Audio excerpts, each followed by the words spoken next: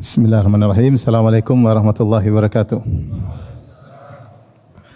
Alhamdulillahi ala ihsani wa syukru lahu ala taufiqihi wa amtinani. Asyhadu an la ilaha illallah wahdahu la syarika lahu ta'ziman li sya'ni wa asyhadu anna Muhammadan abduhu wa rasuluhu da'ila ridwani. Allahumma salli alaihi wa ala alihi wa ashabihi wa ikhwani. Hadirin dan hadirat yang dirahmati Allah Subhanahu wa taala, pada kesempatan kali ini kita akan bahas topik yang menurut saya penting bagi kita semua, mengingat tidak semua yang kita cita-citakan, yang kita inginkan bisa kita raih di dunia ini. Karena dunia ini adalah darul ibtila, ya. Tempat untuk ujian, ya. Yang kalau kita mau semua terpenuhi itu di surga, ya. Cuma di surga. Di dunia ini yang kita inginkan sering atau terkadang tidak kita raih. Terkadang kita ingin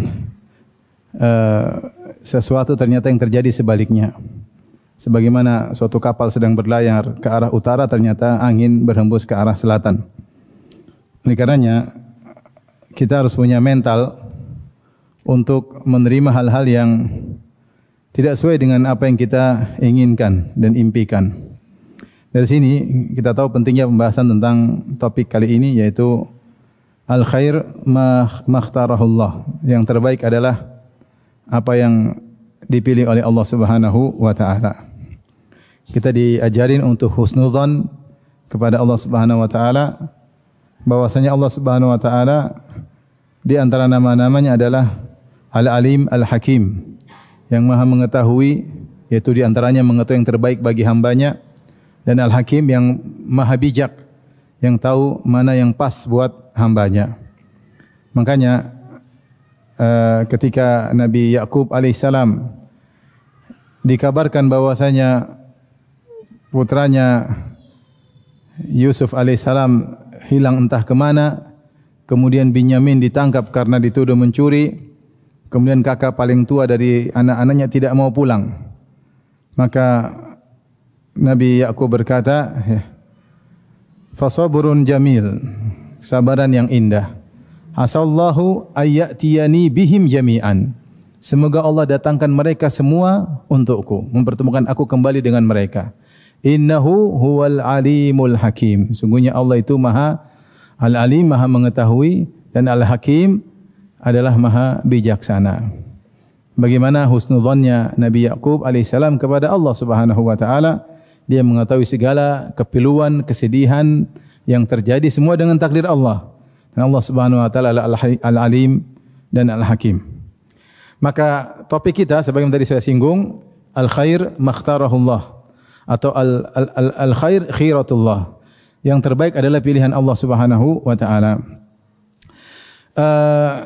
Dalam Al-Qur'an ada beberapa ayat yang mengisyaratkan akan hal ini, seperti dalam surat Al-Baqarah kata Allah Subhanahu wa taala, kutiba alaikumul qitalu wa huwa kurhul lakum wa asa an takrahu syai'an wa huwa khairul lakum wa asa an tuhibbu syai'an wa huwa syarrul lakum wallahu ya'lamu wa antum la ta'lamun. Kata Allah Subhanahu wa taala, diwajibkan atas kalian untuk berperang, padahal perang itu dibenci oleh kalian. Maksudnya Allah jelaskan, manusiawi seorang tidak suka berperang. Dia tidak suka membunuh apalagi dibunuh. Ya, orang tidak suka sifat manusiawi tidak suka melukai orang lain, menumpahkan darah orang lain, apalagi dia sendiri juga terluka. Maka wajar jika kemudian ada ketidaksukaan dengan syariat perang. Tapi Allah katakan setelah itu, wa asa an takrahu syai'an wa huwa khairul lakum. Bisa jadi apa yang kau tidak suka ternyata baik bagimu. Dan benar, dengan adanya jihad yang Allah wajibkan kepada Nabi dan para sahabat, maka jadilah Islam menjadi negara yang luar biasa, yang menyebarkan keadilan di penjuru dunia, yang menyebarkan kebahagiaan di penjuru dunia, yang melawan kezaliman yang tersebar di alam semesta, menegakkan tauhid dengan menghilangkan kesyirikan. Semua itu di antara sebabnya adalah dengan berjihad di jalan Allah Subhanahu wa taala, yang seandainya tidak dilakukan oleh Nabi dan para sahabatnya, mungkin mereka selalu dikepung, selalu jadi bulan-bulanan oleh orang-orang zalimin, musyrikin maupun kafirin di zaman tersebut. Makanya Allah mengatakan, bisa jadi apa yang kalian benci ternyata baik bagi kalian. Bisa jadi apa yang kalian suka berleha-leha ternyata buruk bagi kalian. Wallahu ya'lamu, Allah yang tahu, wa antum la ta'lamun, kalian tidak mengetahui. Ini ayat pertama terkait dengan hal tersebut. Bahwasanya ada syariat yang menurut kita ternyata tidak menyenangkan, Tapi kalau dikerjakan ternyata efek positifnya sangat banyak. Seperti syariat jihad. Ya, ini kita bisa kiaskan kepada hal-hal banyak. Banyak syariat yang mungkin tidak sesuai dengan hawa nafsu kita. Tapi kerjakanlah dengan ridha kepada syariat Allah, maka akan banyak efek yang baik, positif yang akan kita dapatkan. Ayat kedua dalam surat An-Nisa. Kata Allah Subhanahu wa taala tentang bermuamalah dengan istri, kata Allah, wa ashiruhunna bil ma'ruf. Pergaulilah istri-istri dengan cara yang ma'ruf, dengan cara yang baik, yaitu berakhlak yang mulia, sabar dengan mereka, memberi kebaikan kepada mereka, mengasihi mereka dan seterusnya. Kemudian kata Allah, fa in karihtumuhunna, kalau kalian benci dengan mereka, yaitu mungkin tidak suka dengan mereka, kata Allah, dari sisi mungkin ada akhlak yang kurang baik, dari sisi paras yang mungkin kurang cantik, disebutkan oleh para ulama, mungkin wajah yang tidak menyenangkan, atau akhlak yang kurang, selama bukan zina. Selama bukan apa? Zina. Disebutkan oleh sebagian tafsir. Selama bukan apa? Fahisyah. Kekurangannya, akhlaknya kurang atau paras fisiknya kurang, tapi bukan zina, bersabarlah. Fa in karihtumuhunna, kalau kalian benci kepada mereka, fa asa an takrahu syai'an, bisa jadi kalian benci terhadap sesuatu, wa yaj'alallahu fihi khairan katsira, maka Allah jadikan dari balik kebencian kalian tersebut, sesuatu yang kalian benci tersebut ternyata banyak kebaikan di balik hal tersebut. Sebagian ulama menafsirkan, di antaranya Ibnu Katsir, di antaranya Al-Baghawi, di antaranya Al-Qurtubi, maksudnya jika seorang sabar dengan istrinya yang punya kekurangan baik secara fisik maupun akhlak, maka bisa jadi Allah menganugerahkan kepada dia lewat wanita yang dia tidak sukai tersebut anak-anak yang soleh, yang kesolehannya tidak wajar. Sangat soleh maksudnya, sangat soleh. Dan dari anak yang soleh, pintu kebaikan luar biasa dunia maupun akhirat. Jangan tanya. Jangan tanya. Kalau punya anak soleh, akan datang kebaikan yang sangat banyak dunia maupun di akhirat. Di antaranya bersabar dengan istri. Bisa jadi seorang sabar, istrinya tukang ngomel-ngomel, tidak apa-apa. Tahu-tahu anaknya anak apa soleh. Bisa jadi. Ini tafsir para ulama. Ini diriwayatkan dari Ibnu Abbas radhiyallahu anhuma. Disebut dalam Ibnu Katsir, Ibnu Abbas mengatakan maksudnya anak soleh Allah anugerahi dari wanita yang dia tidak sukai tersebut. Taib, ayat yang lain juga tentang kisah Aisyah radhiyallahu anha ketika dituduh berzina oleh sekelompok orang. Kata Allah Subhanahu wa taala, innal ladzina ja'u bil ifki usbatum minkum la tahsabuhu syarran lakum bal huwa khairul lakum. Dalam surat An-Nur, sungguhnya sekelompok orang yang menyebarkan berita dusta bahwasanya Aisyah berzina dengan Safwan bin Mu'attal As-Sulami radhiyallahu taala anhuma, sungguhnya adalah sekelompok dari kalian, usbatun minkum, orang munafik, orang munafikin. La tahsabuhu syarran lakum, jangan kalian menyangka tuduhan tersebut buruk bagi kalian. Bal huwa khairul lakum, tapi itu ternyata baik bagi kalian. Ternyata tuduhan terhadap Aisyah berzina, isu yang hoax tersebut, ternyata di balik itu banyak kebaikan yang dirasakan oleh kaum muslimin dan dirasakan oleh Aisyah itu sendiri, sebagaimana nanti akan kita jelaskan. Taib, maka pada kesempatan kali ini kita akan menjelaskan tentang contoh-contoh dalam Al-Quran bahwasanya pilihan Allah adalah yang terbaik. Ya. Tentunya contoh sangat banyak ya. Dari hadis juga sangat banyak. Terus pengalaman hidup para ulama juga sangat banyak. Pengalaman hidup kita juga sangat banyak. Tapi kita membatasi sebagian saja contoh-contoh dalam Al-Quran agar kita tahu bahwasanya takdir Allah jika dihadapi dengan kesabaran maka penghujungnya pasti indah atau itu yang terbaik. Itu yang terbaik. Contoh pertama, ini saya urutkan ya, seperti contoh yang masyhur atau saya sebutkan beberapa nabi. Contohnya misalnya sederhananya Nabi Yusuf alaihissalam. Nabi Yusuf alaihissalam Allah kisahkan, Allah turunkan kisahnya dalam surat Yusuf. Yang di situ bercerita tentang bagaimana penderitaan Nabi Yusuf dari satu penderitaan kepada penderitaan berikutnya.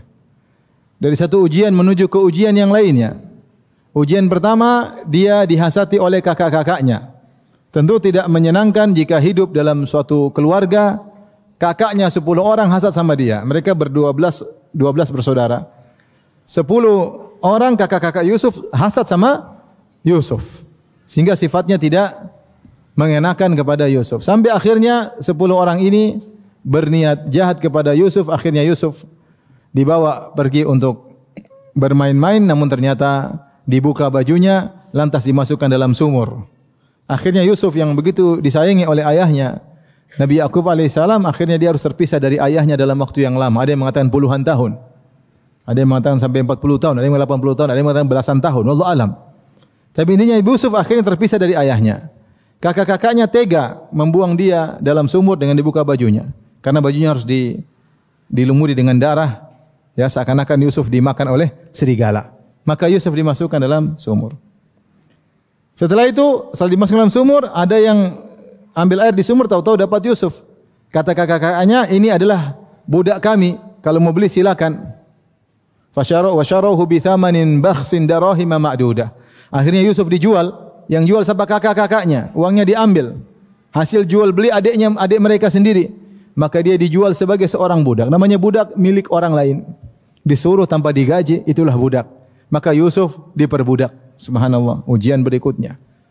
Setelah itu punya cerita. Akhirnya sebagaimana Allah sebutkan, Yusuf alaihissalam akhirnya dirayu oleh seorang Imra'atul Aziz yang konon namanya Zulaikha. Akhirnya dia menolak. Akhirnya lama-lama dia dituduh melakukan keburukan, akhirnya dia dipenjara. Ujian berikutnya dia dipenjara.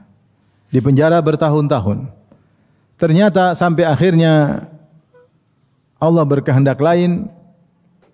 Ternyata akhirnya raja bermimpi dan tidak ada yang bisa mentakwilkan mimpinya kecuali Nabi Yusuf alaihissalam, ya. Kisahnya menakjubkan, ya. Jadi subhanallah, ketika Yusuf dalam penjara karena dia berbuat baik, datanglah dua orang minta ditafsirkan mimpinya oleh Nabi Yusuf. Inna naraka minal muhsinin. Wahai Yusuf, kami memandang engkau termasuk orang-orang yang baik. Maka berikanlah kabar kepada kami, nabi'na bi ta'wilih. Berilah kabar kepada kami tentang tafsir mimpi kami. Akhirnya Yusuf tafsirkan, adapun amma ahadukuma fayaski rabbahu khamra wa ammal akhar fayuslab fata'kulu at-tayru min ra'sih qudiyal amru alladhi fihi tastaftiyan. Yang satu akan dibebaskan dari penjara, kemudian akan menjadi pelayan khusus raja yang akan menuangkan khamar kepada sang raja. Adapun yang satunya akan dihukum mati, kemudian disalib, kemudian burung-burung akan hinggap di kepalanya dan matok-matok kepalanya. Dan ternyata terjadi. Kemudian Yusuf berwasiat kepada orang yang akan menjadi pelayan raja. Wa qala alladhi dhanna annahu najim minhum adhkurni 'inda rabbik. Kata Yusuf, dia ikhtiar, berusaha. Wahai fulan, kau akan menjadi pelayan raja. Jangan lupa kalau kau sudah jadi pelayan raja, sebut-sebut aku di sisi rajamu tentang diriku. Maksudnya supaya dia dibebaskan dari penjara. Ya. Karena Yusuf telah menafsirkan mimpinya. Dia bilang, tolong udhkurni inda rabbik. Kalau kau sedang di sisi rajamu, sedang nuangkan, jadi sedang melayani, sebut-sebut cerita tentang aku. Maksudnya apa? Semoga saya dibebaskan. Subhanallah, ini disebutkan Yusuf sudah dipenjara 7 tahun. Kemudian dia menafsirkan mimpi tersebut. Maka kemudian ternyata Allah mentakdirkan orang ini lupa. Fa ansahu syaitanu dzikra rabbih. Syaitan buat orang ini lupa, dia sudah jadi pelayan, dia lupa cerita tentang Yusuf. Syaitan bikin dia lupa dengan takdir Allah tentunya. Akibatnya apa dia lupa cerita? Falabitha fis sijni bid'a sinin. Akhirnya Yusuf penjaranya bertambah lagi. Ada yang bilang 7 tahun lagi di penjara. Harusnya 7 tahun. Seandainya orang ini cerita kepada raja tentang Yusuf, mungkin Yusuf nanti raja baik suruh dia keluar. Tapi karena dia lupa, akhirnya penjaranya jadi berapa? Tambah 7 tahun lagi. Jadi berapa tahun? 14 tahun. Setelah 7 tahun kemudian, ternyata di balik lupanya orang tersebut, raja akhirnya bermimpi. Inilah rahasia Allah Subhanahu wa taala. Raja bermimpi, inni ara sab'a baqaratin simanin ya'kuluhunna sab'an ijaf. Wa sab'i sumbulatin khudrin wa ukhra yabisat. Raja bermimpi ada 7 ekor sapi kurus makan 7 sapi gemuk, dan ada 7 bulir gandum yang hijau dan ada yang kering.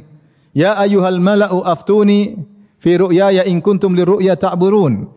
Wahai pembesar-pembesarku, ini mimpiku. Kalau ada yang bisa tafsirkan, tolong tafsirkan, karena mereka di zaman ini terkenal dengan tafsir mimpi. Mereka rupanya tidak bisa tafsir. Kemudian mereka beralasan, qalu adghatsu ahlam. Ini adalah carut-marut ya raja. Mimpi Anda tidak punya alur untuk kami tafsirkan. Wa manahnu bi ta'wil ahlami bi alimin. Kami tidak bisa menafsirkan mimpi yang ternyata tidak ada alurnya. Ketika itu baru pelayan baru ingat, ya Allah, ada Yusuf ahli tafsir. Ingatnya belakangan 7 tahun kemudian. Baru dia bilang, waddakara ba'da ummatin.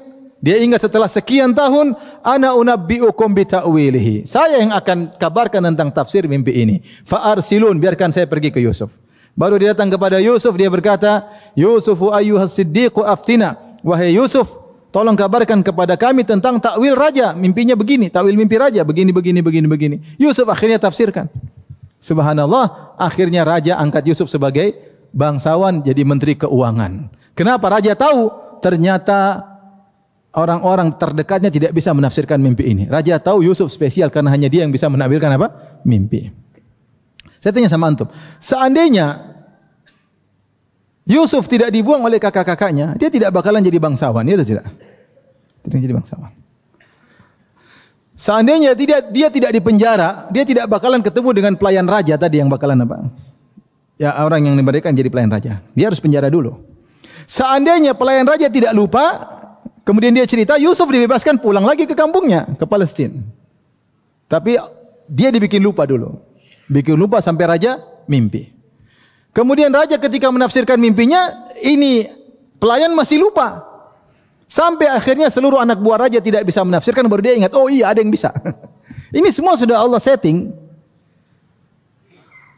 Agar raja tahu bahwasanya hanya Yusuf yang bisa menafsirkan apa? Mimpi. Maksud saya, subhanallah, Yusuf alaihissalam setiap kondisi yang dia alami, dia tetap husnudzon kepada Allah, tetap berbuat ihsan.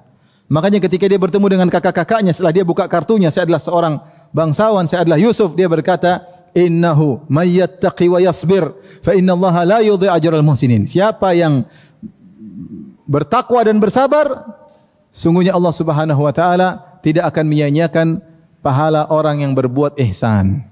Sehingga Yusuf dalam setiap kondisinya, ketika dimusuhi oleh kakak-kakaknya, ketika dibuang di sumur, ketika kerja jadi budak, ketika di penjara, dia tetap berbuat ihsan, tetap bertakwa, dan ternyata penghujungnya sangat indah. Ternyata ujian 1 plus ujian 2 plus ujian 3 plus ujian 4 dan seterusnya sama dengan kebahagiaan, sama dengan kebangsawanan yang diraih oleh Nabi Yusuf alaihissalam. Ini contoh Allah sebutkan dalam Al-Quran tentang bagaimana wa asa an takrahu syai'an wa huwa khairul lakum. Bisa jadi kau benci sesuatu ternyata lebih baik bagimu. Ya. Contoh berikutnya, seperti kisah yang dialami oleh Ibrahim alaihissalam. Ibrahim alaihissalam ketika dia berdakwah, dia masih muda. Makanya disebutkan dalam surat Al-Anbiya, qalu sami'na fatan yadhkuruhum yuqalu lahu Ibrahim. Ketika Ibrahim hancurkan patung-patung, heboh. Mereka berkata, man fa'ala hadza bi alihatina innahu laminadh zalimin. Siapa sih yang berani ngancurin patung-patung kita? Sungguhnya dia adalah orang yang zalim. Akhirnya mereka ngomong, sami'na fatan yadhkuruhum yuqalu lahu Ibrahim. Ada anak muda yang sering mencela sesembahan-sembahan kita, berhala-berhala kita. Ibrahim sering cela, apa itu berhala? Ala ta'kulun wahai berhala, bisa enggak makan sajian-sajian? Kada sajian-sajian taruh depan berhala, Ibrahim tanya, ayo makan. Ya, berhala enggak bisa makan. Yang makan burung-burung. Maka mereka berkata, ada anak muda yang sering mencela berhala-berhala kami. Namanya siapa? Ibrahim. Intinya Ibrahim masih muda. Akhirnya Ibrahim mau dibakar, enggak bisa terbakar. Akhirnya dia diusir dan dia pergi dari kampungnya. Pergilah dia keluar dari kampungnya, dia berkata qala inni zahibun ila rabbi sayahdin. Aku pergi menuju Rabbku dan dia akan memberi petunjuk kepadaku. Rabbi habli minas salihin. Ini saya ingin sampaikan. Ibrahim berkata, ya Rabbku, anugerahkan kepadaku anak yang soleh. Taib. Ibrahim ketika berdoa agar punya anak soleh, dia masih remaja, masih pemuda. Pemuda umurnya berapa sih? Kalau 40 tahun ke atas? Bukan pemuda, penua. 40 pemuda itu maksudnya ya 20-an ya. 20-an pemuda. Dia minta pingin punya anak. Taib, kapan Allah kabulkan? Allah kabulkan, ceritanya panjang. Ternyata dia menikah dengan Sarah, wanita paling cantik jelita. Bertahun-tahun tidak punya anak. Ternyata Allah punya rencana agar Ibrahim punya anak namanya Ismail dari wanita lain, bukan dari Sarah. Sarah juga akan punya anak yang hebat namanya Ishak, bapaknya para nabi. Tapi Allah punya rencana agar Ibrahim punya anak dari wanita lain yang harus akan tinggal di negeri Jazirah Arab namanya Ismail, yang akan punya keturunan namanya Muhammad. Caranya bagaimana? Allah bikin Ibrahim tidak punya anak. Akhirnya Ibrahim tinggal sama Sarah bertahun-tahun tidak punya anak, sampai puluhan tahun tidak punya anak. Akhirnya Ibrahim sama Sarah melewati Mesir, ternyata Sarah ditangkap oleh Raja Mesir, kemudian ingin digauli, ternyata tidak bisa, dicoba untuk dizinai 3 kali, tidak bisa. Akhirnya sang raja tidak mampu lagi, maka dia pun menghadiahkan kepada Sarah Hajar. Fa akhdamaha Hajar. Maka kata Nabi SAW, Ibrahim pun diberi hadiah, Sarah diberi hadiah seorang wanita namanya siapa? Hajar. Akhirnya Hajar tinggal bersama Ibrahim, Sarah dan Hajar. Tinggal lama, Sarah kasihan Ibrahim tidak punya anak, kata Sarah, coba nikahlah sama Hajar. Akhirnya Ibrahim nikah sama Hajar, akhirnya punya anak namanya siapa? Ismail. Yang ingin saya ajak berfikir, ini mohon maaf ibu-ibu ya. Seandainya Ibrahim berdoa, ya Allah anugerahkan aku anak soleh, terus punya anak soleh dari Sarah, kira-kira Ibrahim akan nikah lagi enggak? Enggak bakalan diizinkan oleh siapa? Sarah. Perhatian bapak-bapak ini. Tapi Sarah akhirnya mengizinkan Ibrahim nikah sama Hajar karena udahlah, enggak apa-apa, dia rela kebahagiaannya dibagi kepada wanita yang statusnya pembantunya. Subhanallah, bagaimana Sarah pengorbanan. Enggak apa-apa, yang penting suami saya punya anak. Akhirnya punya anak namanya Ismail. Seandainya Ibrahim langsung punya anak Ishak, kira-kira Sarah suruh nikah sama pembantunya enggak? Kalau jadi ibu kira-kira izinkan enggak? Enggak bakalan ya. Enggak bakalan 1000 kali, enggak bakalan. Itu maksud saya. Ibrahim minta punya anak enggak dikasih-kasih. Ternyata ada cerita di balik itu. Agar dia punya anak dari wanita yang lain dulu. Yang kemudian lahirlah siapa? Ismail. Ismail ini akan dibawa. Kemudian Sarah pun cemburu kepada Hajar. Bahkan Sarah ingin melukai Hajar di 3 tempat. Akhirnya Ibrahim bawa Hajar ke Mekah. Subhanallah. Akhirnya Ismail nanti punya anak Quraisy. Quraisy punya anak. Keturunannya adalah Muhammad sallallahu alaihi wasallam. Seandainya Ibrahim langsung punya anak dari Sarah, tidak ada namanya Muhammad sallallahu alaihi wasallam. Seandainya Sarah tidak cemburu kepada Hajar, tidak ada Muhammad sallallahu alaihi wasallam di kota Mekah. Ternyata di balik tertunda punya anak ada hikmah. Ternyata di balik kecemburuan Sarah kepada Hajar ada hikmahnya. Paham atau tidak? Ya sudah paham aja. Jadi subhanallah. Asa an takrahu syai'an wa huwa khairul lakum, bisa jadi kalian benci sesuatu ternyata ada kebaikan di balik apa yang kalian benci tersebut. Ini contoh Ibrahim alaihissalam. Contoh yang lain adalah bagaimana kita sebutkan tentang ibunya Musa, sederhana. Ibunya Musa ketika sedang mengandung dan akan melahirkan Musa, maka Fir'aun mengirim anak buahnya untuk mendengar kalau ada orang yang mau melahirkan. Ada yang melahirkan dilihat. Karena dulu enggak ada USG. Jadi ditongkrongi. Lahir laki-laki langsung dibunuh. Laki-laki dibunuh. Subhanallah. Akhirnya lahirlah Musa. Tentu dia mungkin menangis. Maka Allah kasih ilham kepada ibunya. Apakah secara langsung atau melalui malaikat. An ardha'ih. Susuin anakmu. Setelah susuin, ya, Allah suruh taruh di tabut, ya. Taruh di tabut, walqihi fil yammi, kemudian lemparkanlah di sungai Nil. Ini berat bagi seorang wanita. Setelah dia menyusui anaknya, tentu dengan anak yang dinanti-nanti, hamil selama 9 bulan, anak tersebut kemudian menyusui darinya. Setelah itu dia lepaskan anak tersebut di sebuah keranjang, kemudian dilepaskan di sungai Nil. Ini berat. Tentu tidak dia sukai. Tetapi ini perintah dari Allah Subhanahu wa taala. Akhirnya dia lepaskanlah si kecil Musa dalam keranjang, kemudian dia ikuti, dia suruh kakaknya lihat. Kakaknya Musa akhirnya ternyata keranjang tersebut melewati kerajaan Fir'aun. Ternyata dilihat oleh keluarga Fir'aun, istrinya.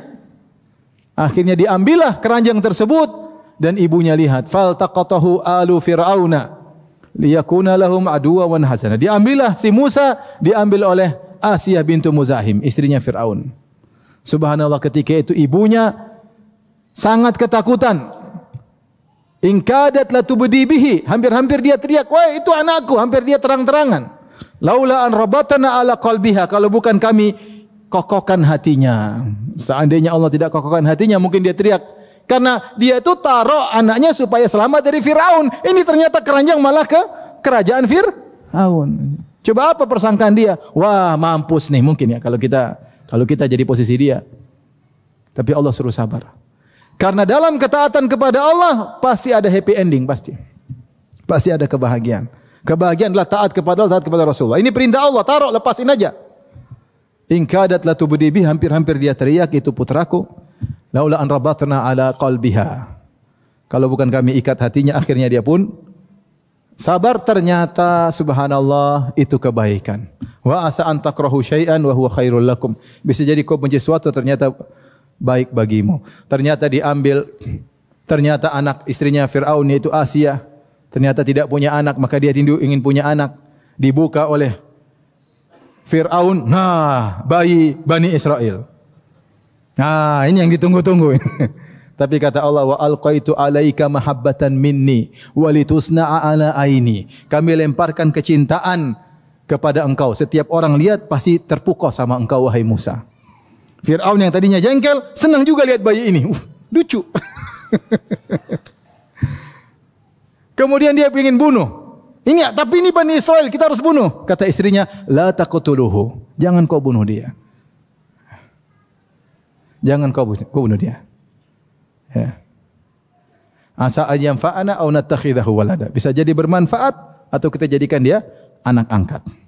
Subhanallah, Fir'aun yang biasanya bengis, jahat, kejam, hari itu patuh sama istrinya. Enggak katanya, enggak. Enggak jadi dibunuh. Subhanallah. Allah sudah atur semuanya. Akhirnya Musa diambil oleh Fir'aun sama istrinya. Kemudian tiba-tiba mereka sangat sayang kepada si anak ini. Ternyata anak ini kelaparan. Mereka carikan wanita yang menyusui. Wa haramna alaihil maradhi. Maka semua wanita yang menyusui, Musa tidak mau. Coba satu, enggak cocok. Rasa vanila, rasa coklat, semua enggak ada yang enak. Ini enggak ada yang suka. Musa enggak mau semuanya. Kenapa? Dia sudah pernah rasa susu ibunya sebelumnya. Makanya Allah mengatakan, an ardai, sebelum taruh di keranjang, susuin dulu. Ketika dicoba semua, dan mereka sudah terlanjur sayang. Allah mengatakan, wa alqaitu alaika mahabbatan minni. Aku menjadikan orang lihat kamu pasti suka. Semua orang lihat Musa pasti suka. Lihat muka gagah, menyenangkan, punya wibawa, menyenangkan. Orang semua suka lihat Nabi Musa alaihissalam. Sampai sekarang semua orang suka dengan Nabi Musa. Agama manapun suka dengan siapa? Nabi Musa alaihissalam. Akhirnya bingung, datang kakak Nabi Musa bersandiwara, hal adullukum ala ahli baitin yakfulunahu lakum wa hum lahu nasihun. Maukah aku tunjukkan kepada kalian sebuah keluarga yang bisa menyusuinya dan insyaallah akan menyusui dengan sebaik-baiknya. Ternyata ibunya, subhanallah. Faraja'naka ila ummika kay taqarra ainuha. Kami kembalikan engkau kepada ibumu agar ibumu menjadi bahagia. Ada yang mengatakan Musa dilepas pagi hari, sore sudah kembali lagi. Subhanallah. Sore sudah. Seandainya ibunya tidak menjalankan perintah Allah, dia tahan anaknya, mungkin Musa teriak-teriak, akhirnya dibunuh juga. Tapi Allah punya cara lain. Akhirnya Musa tinggal di Fir'aun, di istana Fir'aun. Kemudian tukang susunya adalah ibunya sendiri. Ibunya digaji oleh Fir'aun, padahal ibunya sendiri. Fir'aun tidak tahu. Liyakuna lahum aduwan wa hazana. Ternyata anak ini akan menjadi musuh mereka. Fir'aun lupa, ternyata dia sedang memelihara singa yang akan menerkamnya. Musa alaihissalam. Akhirnya hidup di kota tersebut dengan kuat, energik dan lain sehat. Akhirnya nyaman sampai dia dewasa. Sebenarnya ini kisah pertama, bahwasanya bisa jadi yang dibenci oleh ibunya Nabi Musa ternyata baik bagi ibunya siapa? Nabi Musa, dan baik bagi Musa itu sendiri. Tapi kasus berikutnya, Nabi Musa tidak sengaja bunuh orang.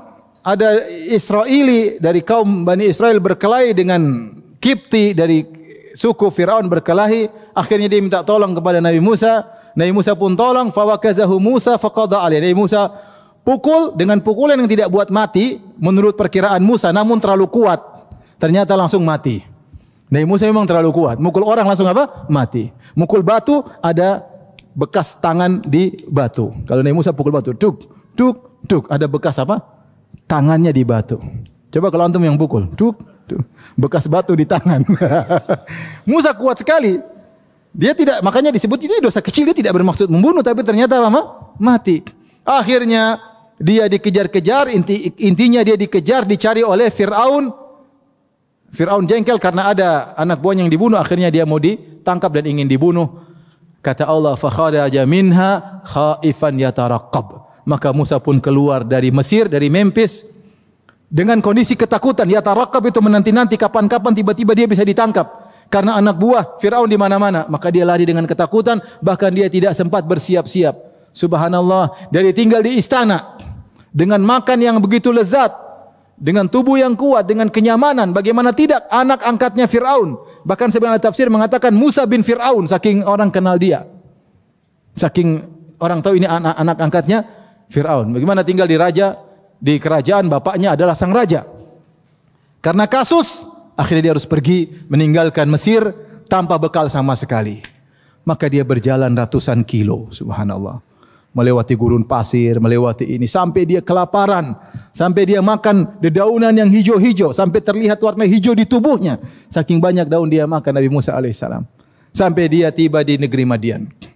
Madian itu ada dua pendapat. Tadi mengatakan Madian adalah di Yordan, ada yang mengatakan Madian di Tabuk. Intinya ratusan kilo. Dari Mesir menuju Madian itu melewati benua. Dari benua Afrika menuju benua Asia. Jauh. Naik motor aja jauh, apalagi jalan kaki. Apalagi enggak bawa modal. Tiba-tiba miskin mendadak, tadinya di rumah mungkin dilayani di istana, tiba-tiba harus jalan setengah mati. Tapi Allah punya rencana. Allah punya rencana. Ternyata Allah mau kasih Nabi Musa istri soleha banget. Lokasinya di mana? Di Madian. Maka kemudian Nabi Musa ke sana, walamma warada ma'a Madyana wajada alaihi ummatan minan nasi yaskun. Sampai di Madian, dia lihat ada orang-orang kumpul di sumur. Fawajada min dunihim imra'ataini tadudan, ya. Tazudan. Di antara orang-orang tersebut ternyata ada dua orang wanita yang sedang menghalang-halangi kambing mereka jangan sampai ikut ambil air. Musa heran. Ini orang-orang kenapa ini? Ada perempuan mau ambil air kok tidak ambil air, padahal harusnya kalau penduduk itu penduduk soleh, harusnya ladies first, itu tidak? Kenapa justru harusnya perempuan duluan, tapi malah diakhirkan? Akhirnya Musa datang kepada kedua wanita tersebut. Musa bertanya, ma khatbukuma? Kenapa kalian tidak ambil air? Qalata la nasqi hatta yusdira ri'a. Kami tidak mau ambil air sampai orang-orang semua pergi dulu. Tidak mau ikhtilat. Tidak mau campur laki-laki dengan perempuan, wanita soleha. Tidak mau tembus di antara barisan laki-laki. Minggir. Nunggu. Wa abuna syekhun kabir. Sebenarnya ayah kami yang tugas ngambil air, tapi ayah kami sudah tua, makanya kami mewakili. Dia pun tidak jalan bersih, jalan bersama saudarinya. Subhanallah. Fasaqalahuma. Kemudian Nabi Musa mengambilkan air. Kemudian thumma tawalla ila dhil. Kemudian dia pun berbaring di bawah sebuah pohon bersandar. Kelaparan, dia mengatakan, Rabbi, inni lima anzalta ilayya min khairin faqir. Ya Rabbku, aku butuh kebaikanmu. Sebagian ahli tafsir mengatakan, ya Allah, aku minta roti. Ini sudah ratusan kilo makan daun, ya Allah. Aku minta apa? Roti. Allah kabulkan.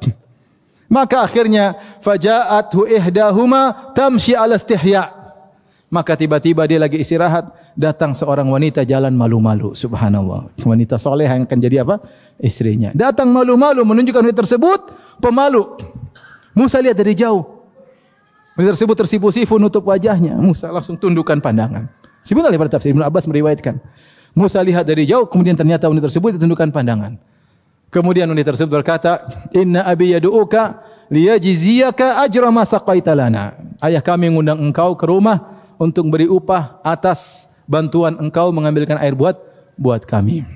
Maka Nabi Musa pun berjalan menuju rumah bapak dari wanita tersebut.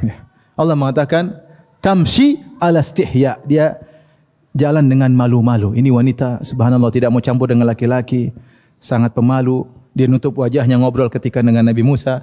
Wahai Musa, ayah panggil, subhanallah. Nabi Musa kemudian berjalan di depan. Nabi Musa tidak, oh iya ya, ayah, iya. Ngobrol, gimana kabar? Ukhti umurnya berapa? Status, enggak ada. Maka Nabi Musa jalan di depan, itu perempuan di belakang. Kalau belok kanan, perempuan itu lempar kerikil ke kanan agar Nabi Musa belok kanan. Kalau belok kiri, perempuan itu lempar kerikil. Dia tidak ngobrol di tengah jalan. Nabi Musa tidak mau perempuan jalan depan dia. Dia akan melihat lekuk tubuh wanita tersebut. Dia tidak mau. Dia tundukkan pandangan. Dia tidak mau. Maka dia jaga kehormatan wanita tersebut. Kata Musa, saya di belakang, saya di depan, kau di belakang. Musa depan, belok kanan, belok kiri, tinggal lempar kerikil. Bukan bergandengan kemudian ngobrol. Ya. Sampai sana kemudian ngobrol. Maka wanita berkata, ya abati istajirhu, wahai ayahanda, pekerjakanlah Musa. Inna khairu man istajartal qawiyul amin. Sungguhnya orang yang paling berhak jadi pekerja, yang paling baik adalah yang kuat dan terpercaya. Dari mana wanita yang tahu Musa kuat? Tahu karena Nabi Musa buka itu tutup sumur besar yang bisa angkat 8 orang, Musa angkat sendiri. Neng. Orang lain 8 orang, dia sendiri. Yang kedua dari mana amanah? Tahu Nabi Musa amanah sama perempuan. Tidak ngobrol ngalor ngidur sama 2 perempuan tadi. Ketika jalan berdua juga dia amanah. Dia tidak melihat wanita tersebut dari jauh, dia segera tundukkan pandangan. Ini wanita lelaki seperti ini amanah. Sama wanita amanah. Maka paling berhak untuk kau pekerjakan. Ternyata calon bapak mertuanya pun menawarkan, maukah aku nikahkan engkau dengan salah satu dari 2 putriku, ya tadi, putri yang tadi. Akhirnya menikahlah Nabi Musa dengan wanita yang sangat soleha, subhanallah. Siapa yang bisa tahu ini wanita ratusan kilo dari Mesir, tapi dia jaga dirinya, dia soleha. Ternyata Allah takdirkan akan datang suaminya dari tempat jauh. Seorang Nabi Musa alaihissalam. Wa asa an takrahu syai'an wa huwa khairul lakum. Bisa jadi kau benci sesuatu, ternyata lebih baik bagimu. Musa diusir, dikejar-kejar, harus kabur, ketakutan. Ternyata Allah inginkan dia menikah dengan seorang wanita soleha di tempat yang jauh. Di tempat yang jauh, dan kemudian Allah suruh dia jadi penggembala kambing sampai 10 tahun. Ternyata dia disiapkan menjadi seorang rasul setelah itu. Taib. Di antara kisah juga yang menunjukkan bahwasanya bisa jadi yang kau benci ternyata lebih baik bagimu.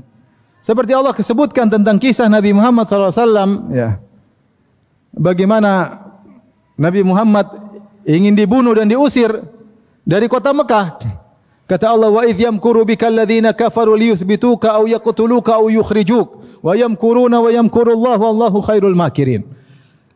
Ketika Abu Jahal CS dan teman-temannya bermusyawarah, bikin makar untuk membunuhmu, mengusir untuk membelenggumu, atau membunuhmu, atau mengusirmu. Mereka ingin.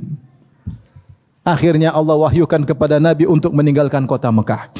Dan Nabi SAW meninggalkan kota Mekah dengan penuh kesedihan, bukan dengan kegembiraan. Makanya ketika awal Nabi diturunkan wahyu, kemudian Nabi dibawa oleh Khadijah menuju ke Waraqah bin Naufal, maka Waraqah berkata, ya laitani jad'an idh akhrajaka qaumuka la ansurannaka nasran muazzara. Amboi seandainya, aduhai seandainya aku masih muda ketika kau diusir oleh kaummu, sungguh aku akan menolongmu dengan pertolongan yang kuat. Rasulullah berkata, amukhrijiyahum, apakah kaumku akan mengusirku? Apa kata Waraqah? Tidak seorang nabi pun yang datang membawa seperti yang kau bawa illa udi, kecuali dia akan dimusuhi. Ini hal yang berat bagi Nabi. Dia harus meninggalkan kampung halamannya. Maka ketika dia meninggalkan kampung halamannya, maka dia menghadap Mekah, dia berkata dengan penuh kesedihan, dia berkata, innaki la ahabbu la khairu ardillah, wahai Mekah, engkau adalah negeri yang terbaik. Semua kenangan di situ. Dia lahir di situ, dirawat oleh ibunya di situ. Dia menikah dengan Khadijah di situ, punya anak-anak di situ, dia gembalakan kambing di situ. Semua keindahan, semua kabilahnya di situ. Nabi Muhammad SAW. Maka dia berkata, innaki la khairu ardillah. Engkau adalah kota yang terbaik. Wa ahabbu ardillahi ilallah. Dan engkau adalah kota yang paling dicintai oleh Allah. Laula anna qaumaki akhrajuni ma kharajtu minki. Kalau bukan kaummu mengusirku wahai Mekah, aku tidak akan pergi darimu. Subhanallah. Nabi pergi dengan penuh kesedihan meninggalkan kota Mekah. Sampai di kota Madinah, Rasulullah berdoa, ini tempat baru. Kata Rasulullah, Allahumma habib ilainal madinata ka hubbina Makkah au asyad. Ya Allah, jadikanlah kami cinta kepada kota Madinah sebagaimana kecintaan kami kepada kota Mekah atau lebih daripada itu.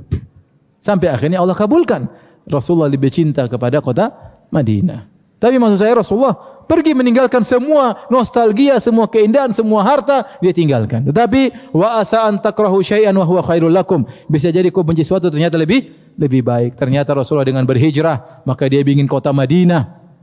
Akhirnya dia menaklukkan kota Mekah dan akhirnya melakukan kota-kota banyak di Jazirah Arab, bahkan sampai ekspansi menuju Persia dan Romawi dan seterusnya. Dengan meninggalkan kota yang sangat dia cintai. Di antara cerita yang Allah sebutkan dalam Al-Quran adalah tentang perang Badar. Kata Allah Subhanahu Wa Taala, "Idh ya'idukumullah wa idh ya'idukumullahu ihda at-ta'ifataini annaha lakum wa tawadduna anna ghayra dhati syaukati takunu lakum." Ketika Allah menjanjikan kepada kalian akan mengalahkan salah satu dari dua pasukan. Ketika itu Rasulullah SAW di Madinah mendengar Abu Sufyan datang melewati dari Syam pergi menuju ke kota Mekah melewati Madinah. Karena Syam, Madinah, Mekah. Ternyata dia bawa harta yang banyak. Bahkan dia disebutkan membawa 200 kilogram emas. 50.000 dirham kalau tidak salah. Ya. Bawa emas banyak. Terus bawa onta banyak. Bawa dagangan-dagangan orang Quraisy. Jadi mereka nitip semua kepada Abu Sufyan untuk dijualkan. Jadi dia pulang bawa harta yang banyak. Dan yang mengawali Abu Sufyan cuma sekitar 40 orang, sedikit. Maka Nabi SAW bawa, ayo kita berangkat, kita ambil harta tersebut. Ya, karena mereka selama waktu di Mekah, mereka ngambil harta kita, mereka bunuh kita ambil, tidak ada masalah. Ini musim perang. Musim perang jangankan harta, orang pun boleh dibunuh. Maka sahabat semangat berangkat, bahkan ada yang minta izin. Ya Rasulullah, saya pulang ambil onta. Kata Rasulullah, enggak usah. Ini cuma sedikit. Yang enggak punya onta enggak usah. Yang ada, yang siap aja langsung jalan. Karena yang siap aja langsung jalan, maka yang berangkat cuma 315 atau 319 orang. Ketika mereka menuju ke Badar, ternyata Abu Sufyan dengar Rasulullah SAW dan pasukannya berjalan menujunya. Maka akhirnya Abu Sufyan kirim surat kepada Abu Jahal. Akhirnya Abu Jahal dengan sombongnya, bataran, sombong dan angkuh, wari'a'an nas, dan ingin riak kepada seluruh kabilah-kabilah Arab. Maka dia bawa pasukan banyak, dia bawa pasukan 1.300 kalau tidak salah, banyak. Kemudian dia bilang, kita akan menang, kita tunjukkan kepada kabilah Arab siapa kita. Kita akan habisi Muhammad dan teman-temannya. Kemudian kita pesta 3 hari 3 malam di sana. Di tengah jalan terjadi kasus 300 mundur tinggal 1.000. Datanglah 1.000 tersebut, Abu Sufyan lolos. Di sini para sahabat tahu ternyata berubah. Yang dilawan bukan 40 orang, sekarang berubah jadi berapa? 1.000. Ya. Kama akhrajaka rabbuka min baitika bil haqq wa inna fariqam minal mu'minina lakarihun yujadilunaka fil haqqi ba'da ma tabayyana ka'annama yusaquna ilal mauti wa hum yanzurun. Kata Allah, ketika Allah keluarkan engkau menuju ke pasukan Abu Jahal 1.000 orang. Wa inna fariqam minal mu'minina lakarihun, sebagian orang tidak suka. Waduh, gimana ya Rasulullah? Yujadilunaka fil haqq. Bahkan mereka diskusi, ya Rasulullah, katanya kita mau lawan 40 orang pasukan Abu Sufyan. Sekarang kok jadi 1.000? Mereka tidak ingin. Kata Allah, wa tawadduna anna ghayra dhati syaukati takunu lakum. Kalian ingin yang dilawan 40 orang. Kenapa? Musuh cuma 40 orang, hartanya banyak. Enak kan? 40 bunuh semua, dapat 200 kg emas. Menyenangkan atau tidak? Menyenangkan. Lawan 1.000, ada Abu Jahal. Pasukan lengkap, full power, repot. Gimana? Tentu kalau disuruh pilih yang sedikit. Tapi kata Allah, Allah ingin yang terbaik. Akhirnya mereka bertemu dengan Abu Jahal, perang, akhirnya kaum Quraisy kalah sehingga tersebut dengan Yaumal Furqan. Maka ketika itu ternyata dampaknya luar biasa. Secara harta, akhirnya kaum muslimin juga dapat harta. Karena ada sekitar 70 orang ditawan dan siapa yang mengambil harus tebus dengan harta. Sehingga harta juga dapat. Kemudian sum'ah, karismatik kaum muslimin naik. Ya. Orang Quraisy semakin menunduk. Dan semua yang ikut perang Badar dijamin masuk surga oleh Allah Subhanahu wa taala. Ternyata ini hari yang terindah, perang Badar yang merupakan cikal bakal dari kejayaan kaum muslimin berikutnya. Dimulai dari perang Badar. Makanya Allah mengatakan Yaumal Furqan, hari pembeda. Seandainya mereka cuma tangkap Abu Sufyan dapat 200 kilo selesai, enggak ada urusan. Tapi ternyata Allah punya kehendak yang lain. Wa asa an takrahu syai'an wa huwa khairul lakum. Bisa jadi kau benci sesuatu ternyata baik bagi kalian. Taib, kita lanjut kisah berikutnya dalam Al-Quran. Masih kuat?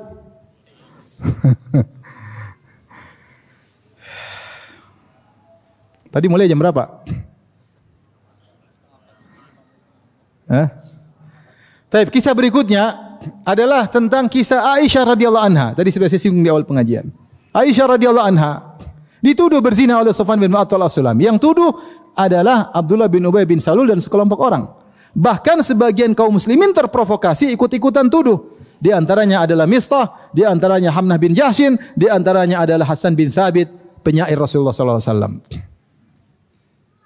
Mereka ikut-ikutan nuduh. Akhirnya mereka dicambuk. Tapi isu hoaks luar biasa. Sampai suatu yang berat dialami oleh Nabi, dialami oleh Aisyah. Sampai Aisyah ketika tiba di Madinah, Aisyah tidak tahu ada isu yang tersebar. Tapi Aisyah heran, Rasulullah kok berubah sikap? Rasulullah kalau ketemu dia, Rasulullah hanya bertanya, kaifatikum, bagaimana kondisi kalian? Bagaimana kondisi istrimu? Tidak seperti biasanya, Rasulullah mesra. Ini selama sebulan, kenapa Rasulullah berubah? Sampai akhirnya Aisyah tahu, ternyata ada isu tersebar, bahwasanya dia dituduh berzina dengan Sufyan bin Mu'attal As-Sulami. Sampai akhirnya Aisyah menangis ketika itu, menangis dan menangis. Kemudian dia minta izin untuk tinggal di rumah bapa dan ibunya. Rasulullah izinkan, maka dia pun pergi. Kemudian dia menangis. Ada wanita Ansar minta assalamualaikum, datang. Kenapa? Ingin nangis sama Aisyah. Ikut nangis sama Aisyah. Solidaritas nangis. Sampai akhirnya Rasulullah tanya kepada orang, bagaimana? Rasulullah bertanya kepada Ali, kepada Barira, kepada Zainab bintu Jahshin, bagaimana Aisyah? Semuanya muji Aisyah. Semuanya muji Aisyah. Sampai Ali radhiyallahu anhu begitu sedih lihat Nabi. Ali mengatakan, ya Rasulullah, wanita banyak. Kalau yang lain juga ada gitu. Tapi yang lain enggak Aisyah. Sampai Zainab bintu Jahshin, istri Nabi yang menyaingi Aisyah dalam kecantikan, dia tetap mengatakan, aku tidak tahu kecuali kebaikan dari Aisyah. Padahal biasanya madu, kalau ada kesempatan jatuhin madu yang lain, ya enggak? Tapi Zainab tidak, subhanallah. Kata Aisyah, wahiyallati tusamini fil manzila inda Rasulillah. Dialah wanita yang menyaingiku dalam kedudukan di sisi Rasulullah. Tapi Allah menjaganya. Dia bertakwa kepada Allah. Beda dengan saudarinya Hamnah. Hamnah binti Jahshin ikut ngembosi Aisyah untuk membela saudarinya Zainab. Padahal Zainab sendiri tidak begitu. Radhiyallahu taala anhunna ajmain. Taib, akhirnya Rasulullah datang kepada, perhatikan, Rasulullah datang kepada Aisyah. Aisyah sedang nangis. Rasulullah berkata, ya Aisyah, kalau kau memang berdosa, ngaku saja. Coba. Aisyah di situ sedih sekali. In kunti alamti bidzambin. Wahai Aisyah, kalau kau memang melakukan dosa, beristighfarlah. Sungguhnya Allah Maha Pengampun. Tapi kalau kau memang tidak berdosa, sayubarri'ukillah, maka Allah akan bela engkau. Aisyah ketika mendengar itu, dia berhenti menangis. Dia kaget Rasulullah bikin dua kemungkinan. Sampai dia bilang, mengatakan, wahai ayah, rudda ala Rasulillah sallallahu alaihi wasallam, bantah itu Nabi. Kenapa dia ngomong begitu? Dia bilang, wahai ibunda, bantah Rasulullah. Maksudnya harapan Aisyah, Rasulullah bilang, "Sudah, engkau tidak seperti tuduhan orang." Harapan Aisyah seperti itu. Tapi Rasulullah tidak mungkin bilang begitu, kan itu hal gaib, paham? Apa harapan Aisyah? Harapan Aisyah Rasulullah peluk, itu isu. Kau wanita solehah saya kenal. Aisyah pengennya gitu. Tapi Rasulullah tidak begitu. Rasulullah bilang, kalau memang kau salah, ngaku. Allah akan ampuni ya istriku. Udah enggak usah perpanjang, minta apa selesai. Tapi kalau kau tidak salah, Allah akan bela engkau. Itu membuat Aisyah kecewa. Tidak sesuai dengan harapan, subhanallah. Tiba-tiba Nabi terdiam, tiba-tiba turun ayat dalam surat An-Nur hampir 15 ayat.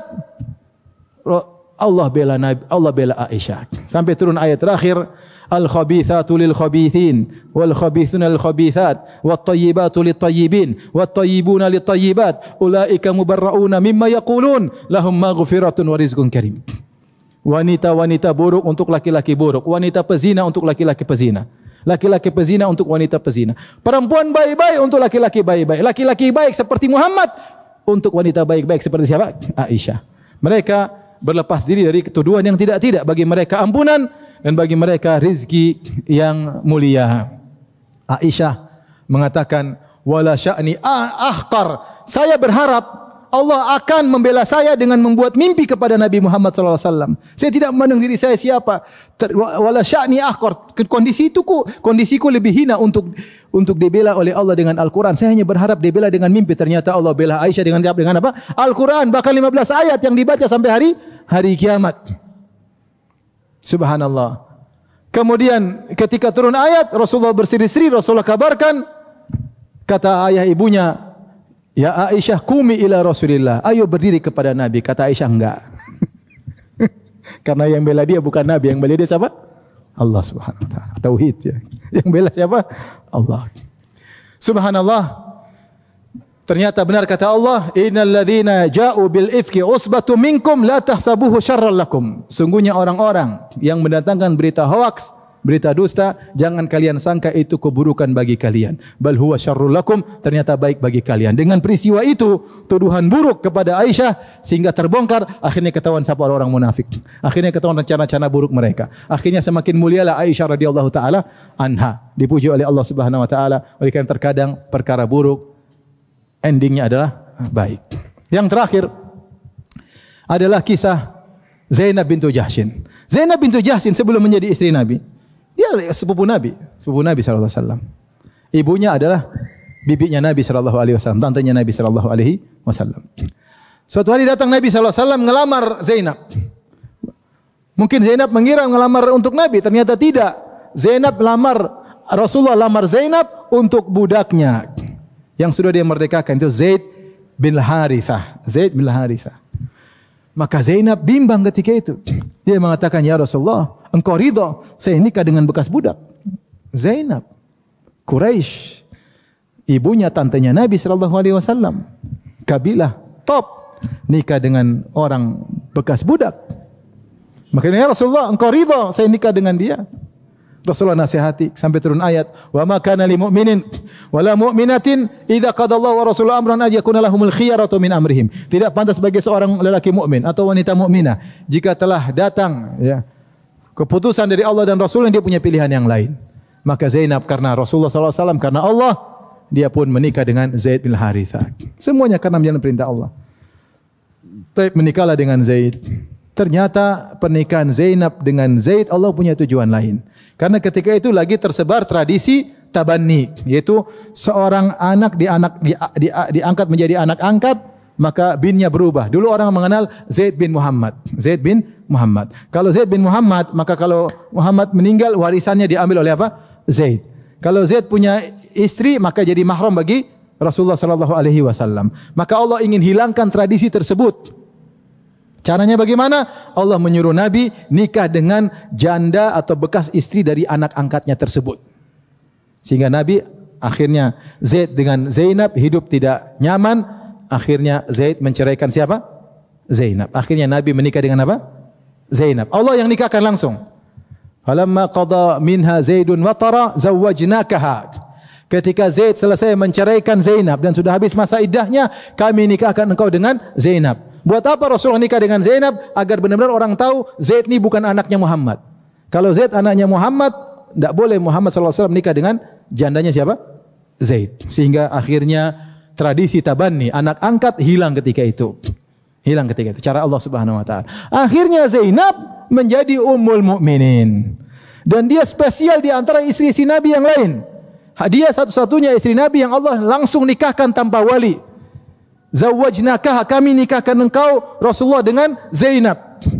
Makanya Zainab berkata kepada istri-istri Nabi yang lain, zawwajakunna ahalikunna wa zawwajani Allah min fawqi sab'i samawat. Kalian istri-istri Nabi, yang nikahkan kalian wali-wali kalian, bapak-bapak kalian. Aku yang nikahkan zat yang berada di atas langit yang 7. Subhanallah. Wa asa an takrahu syai'an. Bisa jadi kau benci sesuatu, ternyata lebih baik. Ketika Zainab nurut kepada Nabi, nikah dengan Zaid, ternyata salah satu dari rangkaian skenario yang ujungnya dia akan menikah dengan siapa? Rasulullah sallallahu alaihi wasallam. Jadilah dia mulia, pasti masuk surga karena istri-istri Nabi pasti masuk surga. Tapi ini di antara kisah-kisah dalam Al-Qur'an, itu kisah-kisah ini banyak kisah-kisah tentang yang bisa jadi seorang benci sesuatu ternyata lebih baik, sangat banyak sekali. Baik, di penghujung pengajian ini saya ingin sampaikan. Kita tahu Allah sebutkan dalam kisah ketika Nabi Musa bertemu dengan Nabi Khadir. Ya. Ketika Nabi Musa minta izin untuk menuntut ilmu sama Khadir, Khadir berkata, "Innaka lan tastati'a ma'iya sabra." Kau tidak bisa sabar denganku. Wa kaifa tasbiru ala ma lam tuhitu bihi khubra. Bagaimana kau sabar kalau kau tidak tahu hakikat sesuatu? Qala satajiduni insyaallahu sabira wa la a'silaka amra. Kata Musa alaihissalam, wahai Khadir, engkau dapati aku sabar insyaallah. Tapi Khidir sudah kasih peringatan, engkau tidak sabar karena engkau tidak tahu hakikat. Apa yang terjadi di balik itu? Tidak tahu hikmah. Berjalanlah. Mulailah. Kemudian fantalaqa hatta idza raqiba fis safinati kharaqaha. Naiklah mereka di atas kapal. Ketika mereka naik, orang-orang kenal Khadir karena Khadir tinggal di situ. Mereka tidak kenal Musa karena Musa dari Bani Israel. Mereka tahu Khadir orang baik, akhirnya digratisin. Naik kapal gratis. Karena ada orang soleh naik gratis. Ketika semua sudah pulang, Khadir turun dari kapal, dia rusakin itu kapal. Maka Musa heran. Bagaimana? Kok kharaqaha. Qala kharaqataha litughraka ahlaha. Laqad ji'ta syai'an nukra. Laqad ji'ta syai'an imra. Wahai Khadir, kenapa kau rusakin kapal? Nanti orang bisa tenggelam. Sungguh kau telah melakukan perkara yang tidak benar. Kata Khadir, alam aqul innaka lan tastati'a ma'iya sabra. Kan saya sudah bilang kau tidak sabar. Kata Khadir, kata Musa, la tu'akhidni bima nasitu. Jangan kau hukum aku karena saya lupa. Sudahlah. Lanjut lagi. Fantalaqa hatta idza laqiya gulaman faqatalah. Mereka berjalan dua, tiba-tiba ada anak kecil lagi main-main. Khadir panggil, Khadir bunuh anak tersebut. Musa marah. Kemungkaran, anak kecil dibunuh. Aqatalta nafsan zakiyatan bighairi nafsin laqad ji'ta syai'an nukra. Wahai Khadir, kenapa kau bunuh anak yang tidak punya salah? Dia tidak pernah bunuh orang, kenapa kau bunuh? Sungguh kau telah melakukan kemungkaran. Kali ini Nabi Musa tidak lupa, tapi dia memang lagi gairahnya lagi bergerak. Khadir berkata, alam aqul laka innaka lan tastati'a ma'iya sabra. Saya kan sudah bilang, kau tidak bakalan apa? Sabar. Sampai akhirnya setelah itu peristiwa ketiga, akhirnya Khadir cerita hakikat dari itu semua. Ternyata ini perintah Allah. Amma safinatu fakanat limasakina ya'maluna fil bahar. Adapun perahu yang kita tumpangi itu dimiliki oleh para pelaut, nelayan yang mereka miskin-miskin. Fa aradtu an a'ibaha. Saya ingin rusak perahu tersebut. Kenapa saya rusak kapal mereka? Wa kana wara'ahum malikun ya'khudhu kulla safinatin ghasba. Karena nanti akan datang raja, pilih perahu-perahu yang bagus, kapal-kapal bagus dirampas. Saya rusak biar tidak dirampas oleh raja. Subhanallah. Taib, ini perumpamaan dari Allah. Ada kapal dirusak. Ternyata di balik itu ada kebaikan. Ini sampel aja. Sebenarnya kapal ini bisa jadi, kalau kita aplikasikan dalam kehidupan, bisa jadi anak kita yang luka. Bisa jadi anak kita yang durhaka. Bisa jadi anak kita yang cacat. Bisa jadi istri kita yang rewel. Itu kapal. Ini kapal cuma sampel doang. Seandainya dia tidak tukang rewel, mungkin nasib kita berbeda. Kalau seandainya anak kita tidak cacat, mungkin dia besar, mungkin dia entah jadi apa. Tapi memang sulit. Nabi Musa saja sulit menerima karena hikmahnya dia tidak tahu. Lebih lagi anak tadi, ada anak dibunuh. Akhirnya Nabi Khadir cerita, wa ammal gulamu fakana abawahu mu'minaini fa khashina ayyurhiqahuma tughyanan wa kufra fa aradna ayyubdilahuma khairam minhu zakata wa aqraba ruhma. Adapun anak yang saya bunuh tersebut, kedua orang tuanya mukmin. Kalau dia besar, kedua orang tuanya sangat sayang kepada anak ini, mungkin anak satu-satunya, sangat sayang. Maka akhirnya anak ini bisa menjerumuskan kedua orang tuanya kepada kekufuran atau kemaksiatan. Maka saya ingin Allah ganti dengan anak yang lain yang lebih baik, lebih soleh dan lebih sayang kepada kedua anaknya. Itu hikmahnya. Dan di akhir kata Nabi Khadir, "Wa ma fa'altuhu an amri." Saya tidak melakukannya karena saya, tapi Allah yang suruh. Kita kalau secara logika susah lihat anak seperti ini. Tapi kita, jadi maksud saya begini, kata Ibnul Qayyim, banyak dalam kehidupan ini permasalahan tidak bisa kita mengerti apa hikmahnya di balik itu semua. Maka ingatlah tentang kapal dan anak tersebut. Yang seandainya Allah berikan apa yang kita sukai, endingnya belum tentu indah. Terkadang Allah berikan yang tidak kita sukai karena di balik itu ada keindahan. Kita enggak tahu. Ya. Disitulah kita disuruh untuk beriman bahwasanya Allah Maha Bijak. Inilah iman seseorang. Kita beriman tentang sesuatu yang terjadi, kita ridha meskipun kita enggak tahu apa hikmahnya. Karena terkadang ada yang Allah buka, terkadang ada yang Allah tidak buka hikmahnya. Tapi alhamdulillah banyak Allah buka hikmahnya. Kita renungkan dalam kehidupan kita. Oh ya, dulu kalau saya begini mungkin saya sudah begini. Ternyata saya begini, ternyata begini. Kalau kita merenungkan banyak sekali. Yang tidak bisa kita renungkan, kata Ibnu Qayyim, kau tidak bisa renungkan apa balik hikmahnya, ingatlah kisah Nabi Musa. Yang juga tidak bisa direnungkan hikmahnya oleh Nabi Musa alaihissalam. Tapi kau ridha dan percaya bahwasanya Allah maha baik. Kalaupun ujungnya menurut kamu tidak happy ending, kamu sakit akhirnya meninggal, ingat hadis Nabi sallallahu alaihi wasallam. Man yuridillahu bihi khairan yusib minhu. Siapa yang Allah ingin kebaikan baginya, Allah kasih musibah. Ya. Idza ahabba qauman ibtalahum, kata Nabi sallallahu alaihi wasallam, jika Allah mencintai suatu kaum, Allah uji mereka. Nabi sallallahu alaihi wasallam bersabda, yawaddu ahlul afiyah hina yu'ta yaumal qiyamati hina yu'ta ahlul bala ats-tsawab. Lau anna juludahum kanat qurridat fid dunya bil maqarid.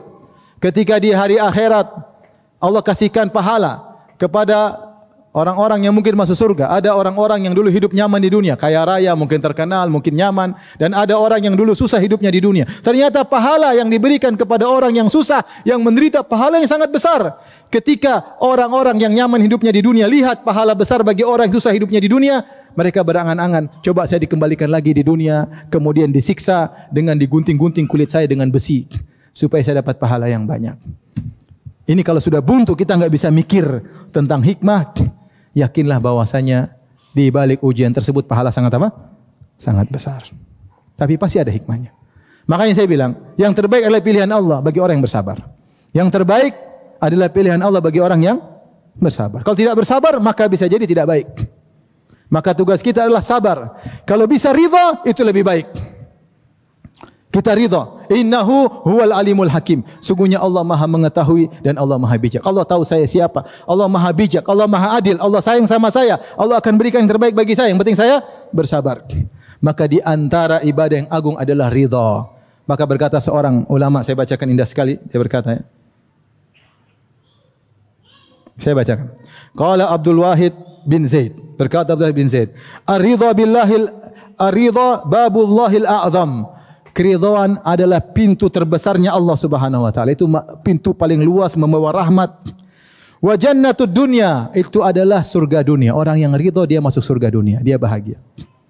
Wa musarahul arifin, dia tempat istirahatnya orang-orang yang arif billah, yang tahu tentang Allah, dia akan istirahat dengan keridhaan. Wa sirajul abidin, dia adalah lentera bagi orang-orang yang ahli ibadah. Wa hayatul muhibbin, itu adalah kehidupan bagi orang-orang yang mencintai Allah Subhanahu wa taala. Wa naimul abidin, dan dia adalah kenikmatan bagi orang-orang yang suka beribadah. Wa qurratu a'yunil mushtaqin, dan adalah kesegaran pandangan, keindahan pandangan bagi orang-orang yang merindukan surga Allah Subhanahu wa taala. Jadi kalau ingin bahagia, ridha. Ridha itu derajat di atas daripada sabar. Kalau sabar masih grundel, kalau ridha, insyaallah yang terbaik. Insyaallah yang terbaik. Ada hikmah di balik ini. Pasti ada, cepat atau lambat. Pasti happy ending. Sabar aja, sabar. Ridha dengan keputusan Allah Subhanahu wa taala. Oleh karenanya, di antara amalan terbaik ridha. Makanya kita dalam setiap pagi disuruh zikir pagi petang. Raditu billahi rabba, yaitu aku ridha kepada Allah sebagai Rabbku. Aku ridha dengan segala keputusannya. Aku ridha dengan takdirnya. Itu ridha. Kata Nabi SAW, "Dzaqa ta'mal iman," akan merasakan indahnya iman. Man radhiya billahi rabba, siapa yang ridha Allah sebagai Tuhannya, ridha Allah memutuskan keputusan untuknya. Kalau dia ridha, dia akan merasakan manisnya iman. Dia akan bahagia. Dzaqa ta'mal iman, akan merasakan manisnya iman. Siapa? Man radhiya billahi rabba, siapa yang ridha Allah sebagai Rabbnya, ridha dengan keputusannya. Kalau enggak ridha, susah manisnya iman. Makanya kita setiap pagi zikir pagi petang kita baca raditu billahi rabba wa bil islami dina wa muhammadin rasulullah. Bahkan di antara zikir habis azan, ini zikir yang sering dilupakan dalam Sahih Muslim. Kalau kita mendengar muadzin berkata syahadu an la ilaha illallah wa syahadu anna muhammadar rasulullah, maka kita baca raditu billahi rabba wa bi muhammadin rasulullah wa bil islami dina. Itu di antara zikir azan. Selain kita ikuti jawab azan, Allahu Akbar, kita bilang Allahu Akbar, Allahu Akbar. Syahadu la ilaha illallah, syahadu la ilaha illallah, syahadu anna rasulullah, kita tambah raditu billahi rabba wa bi muhammadin rasula wa bil islami dina. Kemudian di antara doa Nabi sallallahu alaihi wasallam, as'aluka ridha ba'dal qada. Ya Allah, aku mohon agar aku bisa ridha setelah keputusanmu. Tidak mudah ridha dengan keputusan Allah. Tapi siapa yang ridha, husnudzon kepada Allah, yakin Allah al-alimul hakim, maka dia akan bahagia. Demikian hadirin hadirat yang rahmatillah subhanahu wa ta'ala, setiap kita diuji, namanya ujian pasti kita tidak suka, tapi kita husnudzan kepada Allah. Di balik ujian pasti ada hikmah yang terbaik bagi kita kalau kita bersabar. Wallahu ta'ala a'lam bissawab. Sampai di sini tidak ada tanya jawab karena saya mau ada pengajian yang lain. Wabillahi taufiq wal hidayah. Assalamualaikum warahmatullahi wabarakatuh.